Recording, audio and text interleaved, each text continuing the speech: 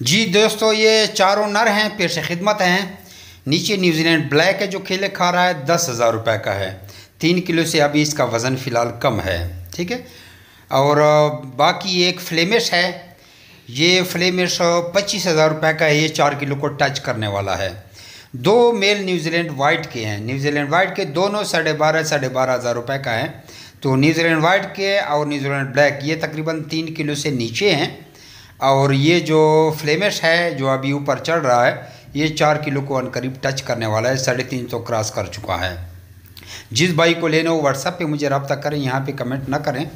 और ये उन मीट वालों के लिए जो देसी के साथ क्रॉस करके बड़े बड़े रैबिट लेना चाहते हैं, गोश्त का कम करना चाहते हैं, ख़ासकर ऐसे लोग, या तजर्बे करना चाहते हैं कि यार हम एक्सपेरिमेंट करते हैं कि हमारे पास बच्चों का साइज़ बड़ा आ जाए।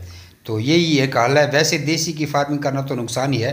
चलो ये मील इस्तेमाल करेंगे तो चलो ये है कि खरगोश बड़े बड़े आएंगे, लेकिन ये करना कि धोखा किसी से नहीं करना, सब बताना है कि पेवर नहीं।